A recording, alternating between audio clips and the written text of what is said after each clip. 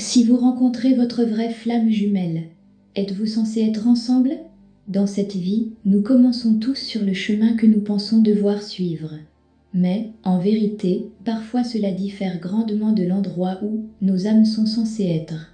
Nous faisons des choix en fonction de notre éducation et de notre conditionnement familial, sans jamais nous arrêter pour déterminer si nous suivons nos propres cœurs ou les attentes de nos proches. C'est là que les flammes jumelles entrent dans nos vies. Ces types de contrats d'âme surviennent dans le but de bouleverser la situation, afin que nous puissions être redirigés sur le chemin de nos cœurs.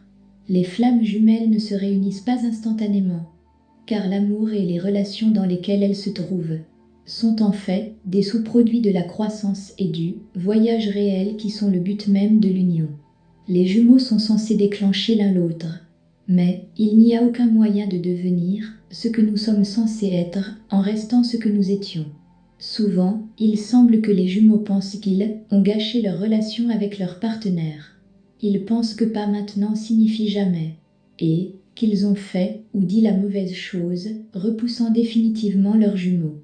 Pourtant, la réalité est que cela ne se produira jamais. Il n'y a aucun moyen de vraiment perdre une connexion de flammes jumelles, même si, parfois, cela peut sembler être le cas. Les jumeaux ont souvent besoin de voyager seuls à travers les premières phases d'éveil et d'ascension.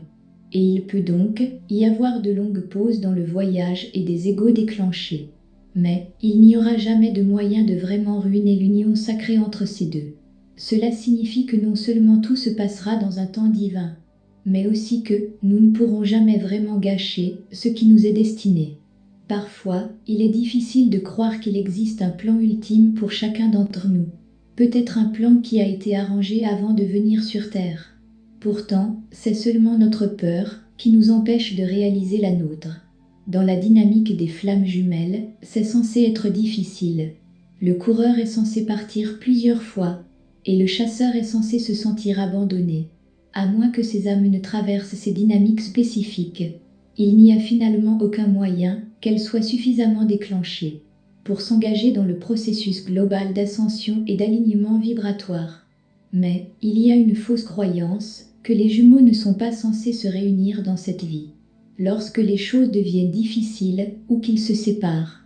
La réalité est que, si les jumeaux s'aventurent assez loin ensemble pour commencer l'ascension et la phase réelle de coureurs et de chasseurs, alors ils sont, en fait, censés se réunir dans cette vie. Car c'est tout le but des étapes du voyage qu'il va se lancer. Ils ne sont pas seulement ici pour se développer par eux-mêmes. Ils sont ici pour s'éveiller, élever leur conscience et apprendre à pratiquer et à incarner l'amour inconditionnel, qui est la vibration la plus élevée de l'énergie divine. Les jumeaux sont censés se réunir dans cette vie pour aider à encourager les autres autour d'eux. Plus il y a de jumeaux qui se réunissent, plus la conscience de la planète est élevée. Dire que les jumeaux ne sont pas censés se réunir, et un sentiment d'impuissance face au manque apparent de contrôle de la connexion. Mais cela ne se ressent que lorsque nous essayons de rationaliser et d'utiliser la logique comme nous le ferions avec une relation basée davantage sur le monde physique que sur le monde spirituel. Un jumeau traitera parfois terriblement l'autre.